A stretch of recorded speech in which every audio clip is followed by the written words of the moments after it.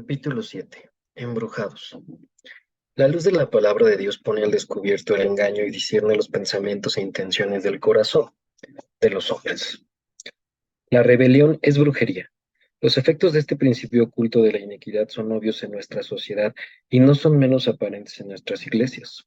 Aunque es más sutil en su entrada, este capítulo provee una introducción profunda de la influencia de la brujería en un creyente en rebelión. Usaremos como fuente el Antiguo Testamento, el Nuevo Testamento e historias contemporáneas para estudiar el control que ocurre por la desobediencia. Una maldición negada. Primero veamos a Israel.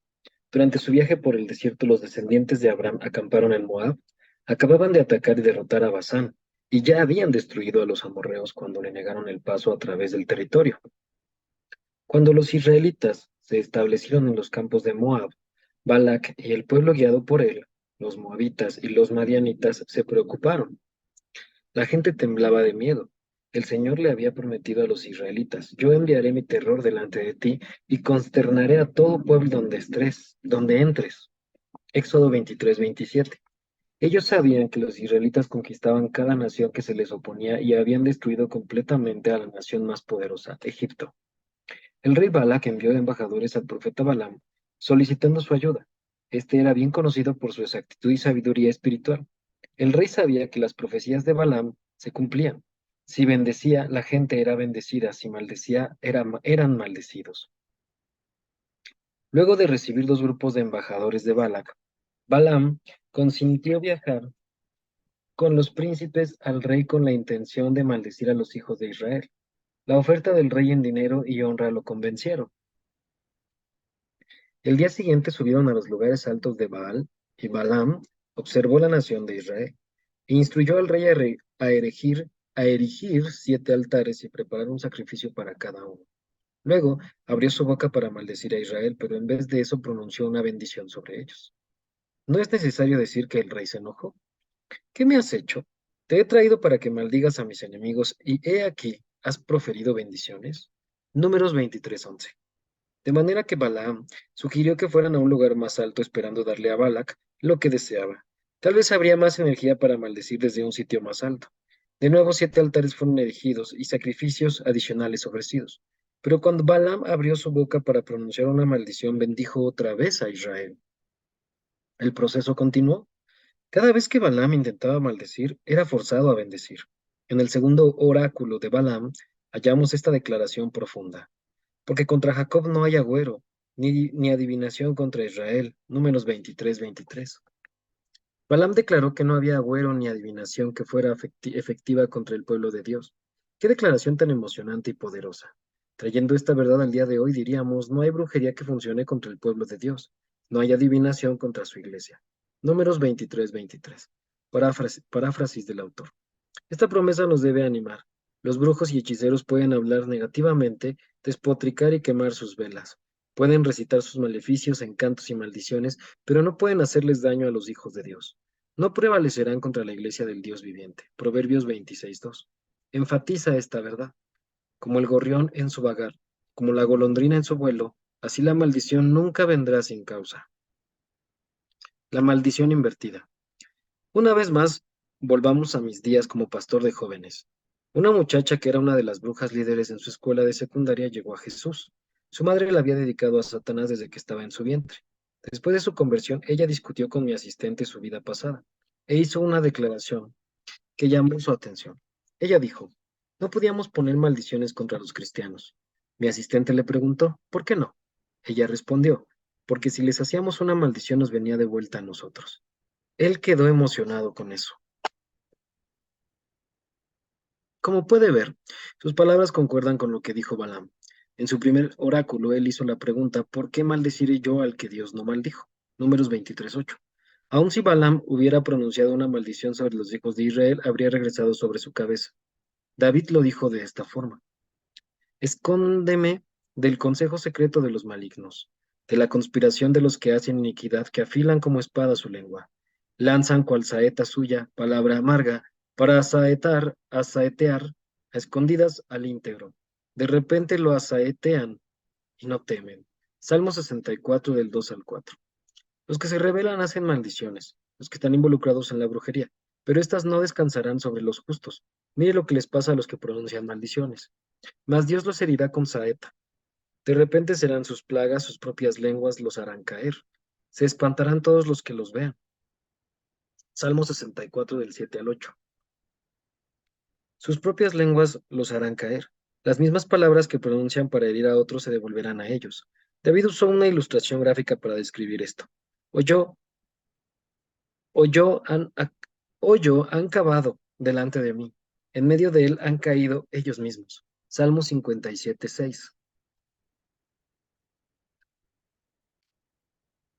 Seducido a la desobediencia. Balaam sabía que era imposible maldecir a los israelitas en la forma en que eran. No había manera en que pudiera hacer que la maldición permaneciera, aunque lo quisiera. Moisés narró la situación así. Alquilaron contra ti a Balaam, hijo de Beor, de Petor, de Petor en Mesopotamia, para maldecirte. Mas no quiso Jehová tu Dios oír a Balaam, y Jehová tu Dios te convirtió la maldición en bendición, porque Jehová tu Dios te amaba. Deuteronomio 23 del 4 al 5. Esto es cierto con todos nosotros también. El rey Balac gritó furioso, para maldecir a mis enemigos te he llamado, y he aquí, los has bendecido ya 3 veces. Ahora huye a tu lugar. Yo dije que te honraría, mas he aquí que Jehová te ha privado de honra. Números 24 del 10 al 11. El rey había planeado darle a Balaam una gran recompensa monetaria y honra social por maldecir con éxito a su enemigo mortal. Pero, en esencia, le dijo, olvídate de tu recompensa, es obvio que tu Dios no quiere que la tengas. Vete de mi vista. Balaam tenía un problema, realmente deseaba la recompensa. Esa era la razón por la cual estaba allí y estaba a punto de perderlo todo. Para evitar esta pérdida, le expresó otro plan de ataque al rey Balac. Aunque sabía que no podía maldecir a los israelitas, entendía cómo hacer que ellos se colocaran a sí mismos bajo maldición. Con su entendimiento de la relación espiritual entre la rebelión y la brujería, Balaam aconsejó al rey a enviar mujeres moabitas a infiltrar el campamento de Israel. Él las hizo llevar sus ídolos con ellas para atraer a los hombres de Israel al pecado sexual y la rebelión contra los estatutos de Dios. Él sabía que la rebelión los traería bajo maldición.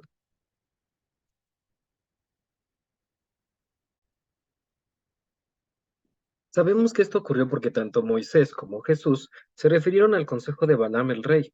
Moisés lo confirmó. He aquí por consejo de Balaam, ellas fueron causa de lo que los hijos de Israel de que los hijos de Israel prevaricasen contra Jehová en lo tocante a Baal peor. Por lo que hubo mortandad en la congregación de Jehová. Números 31:16. Años después Jesús dijo que Balaam enseñaba a Balac a poner tropiezo ante los hijos de Israel, a comer de cosas sacrificadas a los ídolos y a cometer fornicación. Apocalipsis 2:14. Esto es explicado en las Escrituras inmediatamente después de las profecías de Balaam. Leemos, y el pueblo empezó a fornicar con las hijas de Moab y Madián, las cuales invitaban al pueblo a los sacrificios de sus dioses, y el pueblo comió y se inclinó a sus dioses. Así acudió el pueblo a Baal peor, y el furor de Jehová se encendió contra Israel. Números 25 del 1 al 3. Como resultado, una plaga severa se desató e hizo estragos en el pueblo de Israel. La desobediencia hizo que esta nación, la cual no podía ser maldecida, cayera bajo la maldición de la plaga, y murieron de aquella mortandad 24,000. Números 25:9. 24,000. ¿Se da cuenta de lo trágico de esa declaración? Hoy día, si un avión se estrella o un huracán cobra cientos de vidas, aparece en las noticias en todo el mundo. No estamos hablando de cientos de personas, sino de 24,000. Esa fue la pérdida de vida más grande que Israel experimentó en el desierto, y todo resultó de la rebelión del pueblo. La desobediencia radical abrió la puerta a una plaga radical. Su rebelión fue flagrante. De hecho, un israelita descarado abiertamente hizo alarde de su mujer medianita ante Moisés y toda la congregación de Israel mientras ellos lloraban delante de Dios. Números 25:6. ¿Qué detuvo la plaga? Tal vez acertó, la obediencia radical. Y lo vio Fines, hijo de Eleazar, hijo del sacerdote Aarón. Y se levantó de en medio de la congregación y tomó una lanza en su mano y fue tras el varón de Israel a la tienda y los alanceó a ambos, al varón de Israel y a la mujer por su vientre. Y cesó la mortandad de los hijos de Israel. Números 25 del 7 al 8. Permítame de nuevo aclarar un punto. Dios no es el autor de las plagas y las enfermedades. Los hijos de Israel se rebelaron abiertamente y violaron su autoridad. Por tanto, la cobertura de protección del Señor fue levantada y el enemigo obtuvo acceso legal con el permiso de Dios. Una vez más, esto afirma que la rebelión es brujería y otorga entrada legal a los poderes demoníacos de control. Israel escapó a la maldición de un encantador, solo para ser diezmado por la desobediencia. ¿Quién les ha puesto bajo maldición? Hemos visto un ejemplo del Antiguo Testamento de que la rebelión es brujería y hay muchos más. Examinemos el Nuevo Testamento ahora. El apóstol Pablo escribió una carta severa a las iglesias de Galacia. Esta no fue para la población general de Galacia, sino específicamente dirigida a las iglesias. Lea con atención la declaración de Pablo. Gálatas, duros para entender. ¿Quién los embrujó? Gálatas 3:1. Un momento, Pablo les estaba diciendo a las iglesias que estaban bajo maldición. Tal vez piense, yo creí que no podía haber brujería en contra del pueblo de Dios. Eso es correcto. Ninguna brujería puede ser desatada contra los obedientes. Pero recuerde, la rebelión o desobediencia coloca a la persona bajo brujería. Recuerde la reunión de mi asistente con la antigua bruja, liberada de la hechicería. Cuando ella ve su emoción al saber que las maldiciones no podían contra los cristianos, rápidamente añadió, pero pastor, podríamos afectar a las personas tibias en la iglesia, los desobedientes. En confirmación escuché lo que Pablo dijo. ¿Quién nos fascinó para no obedecer a la verdad? Gálatas 3:1.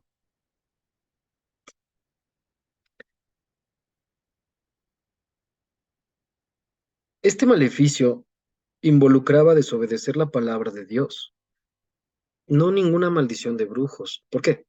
Porque la rebelión es brujería. En esencia, la iglesia de Galacia quedó bajo maldición de brujería debido a la desobediencia. Antes de seguir adelante, debo clarificar este punto. Caemos bajo brujería cuando desobedecemos lo que Dios nos ha dejado claro, no cuando desobedecemos lo que no nos ha sido revelado. Esto queda tajante en lo que Pablo dice a continuación. ¿Quién nos fascinó para no obedecer a la verdad? A vosotros ante cuyos ojos Jesucristo fue ya presentado claramente entre vosotros como crucificado. Gálatas 3:1. Este incidente específico nos da una verdad universal. Dios le había revelado su salvación por gracia a esas iglesias a través de la predicación de Pablo, pero no pasó mucho tiempo antes de que se dieran al razonamiento y a las tradiciones de otros y desobedecieran lo que el Espíritu Santo les había aclarado. Comenzaron a enseñar y a vivir bajo la creencia de que la salvación venía por guardar las obras de la ley. Sin embargo, la premisa universal sobre la cual queremos enfocarnos es esta. Cuando desobedecemos lo que Dios nos ha revelado claramente, nos ponemos bajo la influencia de una maldición de brujería. ¿Por qué? Porque la rebelión es brujería. He visto esto en congregaciones enteras, familias e individuos. He conocido a muchas personas que asisten a iglesias y que por una razón u otra viven casi en un estado de desobediencia constante. La mayoría no está consciente de su severidad porque han sido adormecidos por una enseñanza desequilibrada de la gracia que no enfatiza la importancia de la obediencia. Una crisis sigue a otra en sus vidas. Siempre hay algún problema o pecado sobre el cual no parecen poder triunfar. Escapan de una trampa solo para hallarse a sí mismos atrapados en otra. Cada escenario parece ser progresivamente peor. Estos problemas consumen su tiempo, energía y ocupación. En algún punto se le ha dado acceso legal a la opresión o influencia demoníaca. Su desobediencia les hace vulnerables. He visto sus matrimonios sufrir o aún peor terminar en divorcio. Otros no reciben promociones o aún peor pierden sus trabajos. Algunos caen víctimas de robos, crisis financieras y tragedias. Frustrados buscan frenéticamente a quién culpar. Muchas veces le echan la culpa al trato que recibieron de sus padres, pastor, jefe, cónyuge, hijos, gobierno o cualquiera que esté disponible y no concuerde con sus razonamientos. Hay dos culpables que se alimentan uno del otro. El primero es el engaño. Las tinieblas oscurecen sus corazones porque no obedecen la palabra de Dios. El segundo es un enredo de espíritus controladores que atacan a voluntad debido a la desobediencia. Pablo instruyó a aquellos que tratan con creyentes en rebelión que con mansedumbre corrija a los que se oponen, por si quizá Dios les conceda que se arrepientan para conocer la verdad y escapen del lazo del diablo. ¿En qué están cautivos a voluntad de él? Segunda de Timoteo 2:25 y 26. El problema, las personas que están cautivas y engañadas culpan a otros para ocultar su propia desobediencia y al hacerlo se enceguecen ante aquello que necesitan para ser libres. Gracias a Dios por su palabra. Su luz descubre el engaño y discierne los pensamientos e intenciones del corazón del hombre. Infortunadamente, cuando se ven afligidos debido a la desobediencia, la mayoría de las personas se niega a aprender. Continúan en el desierto de la desobediencia, culpando a otros en vez de aprender del error de sus caminos. No tienes compasión. Recuerdo un incidente aleccionador para alguien. Tuve el honor de ministrar regularmente en un ministerio internacional que consistía de una iglesia y una escuela bíblica. Amaba y respetaba ese ministerio. Había impactado mi vida. Un día un líder del ministerio me llamó y me dijo, John, estoy llamando a todos los amigos cercanos a este ministerio para decirles lo que va a ocurrir, de manera que no lo escuchen de otras fuentes. Necesito decirte que me voy a divorciar de mi cónyuge. Hemos estado casados por 18 años y parece que vamos en caminos separados en nuestra forma de pensar y concepción de la vida. No hacemos cosas juntos como pareja y las que nos gustan son demasiado diferentes. Hemos tratado por años de mejorar, pero solo ha empeorado. No pude creer lo que estaba escuchando y pensé, no, por favor, no hagas eso. Amaba a esa pareja y su ministerio. Fue un golpe fuerte para mí. Quedé sin palabras. En mi silencio esa persona continuó. Ahora bien, John, sabes que amo mucho a Cristo y si estoy haciendo algo errado, Él me lo mostrará. Este ministro habló conmigo sobre la situación por varios minutos y terminó la llamada telefónica. Dije muy poco porque todavía estaba tratando de digerirlo. Durante todo el día no pude sacudirme lo que había escuchado. Repetía las palabras en mi mente una y otra vez. Pensé, esto parece un mal sueño. En medio de mis pensamientos turbados sentí al Espíritu Santo decirme que llamara a esa persona y le hablara la verdad. El próximo día en la mañana hice la llamada. Lo había consultado con la almohada, de manera que no pareciera como una reacción, sino como una respuesta ocasionada por el espíritu. Al reconocer mi voz, el ministro me preguntó, Hola John, ¿qué pasa? Y comencé, quiero hablar contigo un poco más sobre el divorcio. ¿Ha habido alguna inmoralidad por parte de tu cónyuge? Absolutamente no, respondió. Entonces le dije, lo que estás haciendo está mal. Cristo afirma que la única razón para considerar el divorcio es la infidelidad sexual. Mateo 5:32. Y el libro de Malaquías nos dice que Dios odia el divorcio porque cubre nuestro vestido de iniquidad, 2:16. Tú me dijiste ayer que amabas a Jesús y que si estabas haciendo algo malo, Él te lo mostraría. Pero ¿por qué debe mostrártelo si ya dejó claro a través de su palabra cuál es su voluntad? ¿Cómo puedes ir a sabiendas contra lo que Dios ha declarado? Si haces eso, cómo puedes ponerte de pie ante la congregación o la escuela bíblica y decirles que anden en santidad resistiendo al pecado o los demonios? Te estás abriendo a ti mismo y al ministerio a problemas y engaños. El ministro me interrumpió y me dijo con voz severa, John Vivier, tú has estado en mis zapatos y no tienes compasión. Perdón, John Vivier, tú no has estado en mis zapatos y no tienes compasión. Lo próximo que oí fue el teléfono colgado bruscamente. El ministro me colgó el teléfono. 30 minutos después recibí información de mi oficina que me habían cancelado una visita a esa iglesia. Estaba programado que yo iría allá en 3 meses, así que le dije a mi esposa, sabía que harían eso, pero no tan pronto. Toda la comunicación se cortó por completo. Luego otro ministro que pasó por allí me dijo que mi nombre era desgraciado. Me quedé pensando, todo lo que traté de hacer fue ser un amigo fiel. Despertado por el juicio. Para mi sorpresa,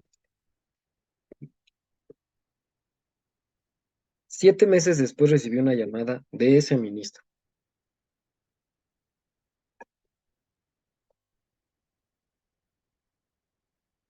John, necesito tener una conversación sincera contigo. ¿Sabes lo que pasó después de que colgué el teléfono y te cancelé? Bueno, un mes después mis riñones comenzaron a fallar y me dieron 50% de probabilidad de sobrevivir.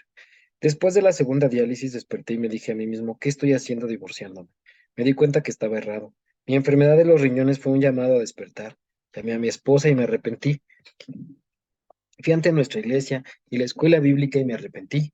Y le dije a la escuela bíblica, cancelé la visita de John Vivier porque me dijo que yo erraba al divorciarme. Voy a llamarlo y preguntarle si puede venir. Así que, John, ¿podrías volver? Por supuesto, respondí. Estaba tan emocionado por esa persona y mi respeto por él creció inmensamente. Además de todo, la recuperación fue mucho más rápida de lo esperado y un riñón perfecto fue hallado y donado un año después. Este ministro no perdió ni un servicio. El progreso de esta persona sorprendió a los médicos. Además, con ese arrepentimiento, una mayor autoridad y fortaleza espiritual vino a la vida de este ministro. Ahora, años después, esta persona lidera más efectivamente que nunca y es un conferencista popular con una familia muy feliz. Cada vez que estoy con esa pareja es fácil ver su amor, el uno por el otro. Usted nunca sospecharía que hace unos años estuvieron muy cerca del divorcio.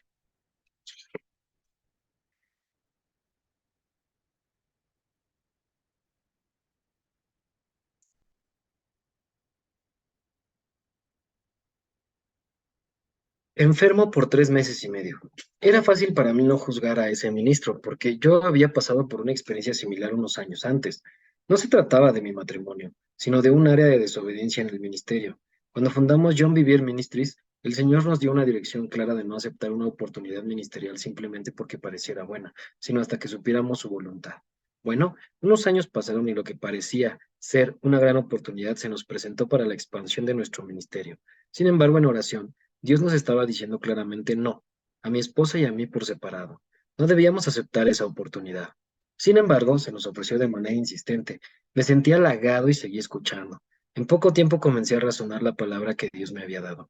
Caí en confusión y mi mente estaba oscurecida con todas las palabras. Mi esposa trató de aconsejarme, pero rápidamente se dio cuenta que no sería convencido de lo contrario. Resulté aceptando la proposición. Desde que fui salvo, he sido bendecido prácticamente por no padecer enfermedad. A Dios sea la gloria. Rara vez me da algo y si pasa dura solo 1 o 2 días. Creo que Jesús proveyó salud divina así como perdón de pecados cuando murió en la cruz. Isaías 53, 4 y 5 y Salmos 103, 2 y 3. Pero el día en que acepté esa oportunidad me enfermé y no podía curarme. Comenzó como un resfriado. Fue solo la segunda vez que vomité desde que tenía 19 años. Después de varios días batallando, me pegó un virus. Mi esposa y yo habíamos salido de la ciudad para celebrar nuestro aniversario de bodas y por varios días mi temperatura estuvo alrededor de los 38 grados, lo que arruinó nuestras vacaciones. Ese fin de semana prediqué con fiebre y escalofríos. La fiebre continuó la siguiente semana durante unas reuniones en Canadá. Prediqué con una fiebre alta, solo para regresar a mi cuarto y acostarme con escalofríos hasta el próximo servicio. Tenía muy pocas fuerzas. La fiebre continuó por la tercera semana. No podíamos entender qué estaba pasando. Nunca había estado enfermo de esa forma. Yo oré y batallé, usando la palabra de Dios, pero no podía deshacerme de la enfermedad. Fui al doctor, me prescribió antibióticos fuertes y pronto me normalicé. Pero una semana después de terminarse los antibióticos me dio un resfriado severo, del tipo que quita toda la energía. Me sentía miserable, dolor de garganta, dolor de cabeza y todos esos otros síntomas incómodos. Duró por semanas mientras continuaba ministrando. Después de recuperarme me lastimé una rodilla escalando una pared mientras estaba de viaje en el extranjero. Era tan severo que estuve en una silla de ruedas en mis viajes y anduve cojeando con un refuerzo de la pierna por varias semanas. Al final de eso me pegó otro virus. Mi temperatura estuvo entre 38 y 39 grados y de nuevo no podía bajarla. Tuve que obtener otra prescripción para que se me quitara. Parecía que no podía pasar más de una semana sin algún tipo de enfermedad. El ciclo duró 3 meses y medio. En todas estas dolencias, mi esposa no se enfermó, ni siquiera un día. Además de los problemas físicos, muchos otros surgieron. Estaba en una lucha con un oponente que parecía no ceder porque era más poderoso que yo. Mi desobediencia obstinada me puso bajo maldición. Alivio instantáneo a partir del verdadero arrepentimiento. Pasaron 4 meses y admití mi pecado. Sin embargo, todavía tenía que lidiar con mi compromiso y, si no ocurría una intervención milagrosa, no veía salidas. Lisa y yo unimos nuestras manos, me arrepentí y pedí misericordia de Dios. Él nos sacó del compromiso a largo plazo con el que me había atrapado. Unos meses después, mi esposa y yo discutíamos todo lo que había ocurrido y pudimos vincular toda la enfermedad a mi desobediencia. Nos dimos cuenta que tan pronto como me arrepentí, mi salud fue restaurada. Los otros problemas que nos amenazaban fueron resueltos y desaparecieron. En ese periodo las palabras de Santiago se volvieron más claras. Yo citaba sus palabras con frecuencia. Resistir al diablo y huirá de vosotros. Santiago 4:7. En el pasado, si sentía un ataque, resistía fuertemente las tinieblas con la palabra de Dios. Y siempre veía resultados. Sin embargo, en esa ocasión, eso no me llevó a nada. Cuando salí de eso me di cuenta que estaba citando solo la mitad de lo que Santiago decía. Someteos pues a Dios, resistid al diablo y huirá de vosotros. 4:7. Resistimos al diablo sometiéndonos obedientemente a la autoridad de Dios. Podemos citar las escrituras todo el día, pero si estamos en desobediencia, no veremos resultados. Una aclaración importante. Por favor, entiende este punto. Cada vez que una persona enfrenta dificultades, enfermedad, problemas o pruebas, la causa no es necesariamente la desobediencia. Muchos sufren mientras viven vidas obedientes. David fue así. Él no estaba en ninguna rebelión, no hizo nada malo para atraer sobre sí la ira de su líder. Sin embargo, fue perseguido y vivió en cuevas y desiertos. Fue un hombre sin hogar ni país. Por años vivió como un vagabundo con sus dificultades. Algunos le juzgaron y sintieron que sufría debido a la desobediencia, pero los que tenían discernimiento podían percibir la mano de Dios forjando un nuevo tipo de rey y podían sentir el favor de Dios en su vida. Esto era evidente por su sabiduría. Hay numerosos ejemplos de gente obediente que sufrió: Jesús, José, Ana, Daniel, Jeremías y Job, entre otros. La diferencia entre la dificultad de la persona obediente y las dificultades de aquellos que están bajo la brujería es que el que es obediente tiene progreso espiritual.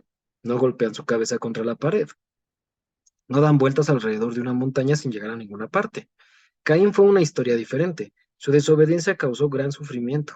Ofendido, rehusó arrepentirse, lo cual resultó en una maldición sobre su vida. Vivió sus años como fugitivo y vagabundo. Su vagar sin sentido y vano es un ejemplo y una advertencia a generaciones futuras. Concluiré con esta declaración: no tome las verdades de los últimos dos capítulos y las use para juzgar a otros.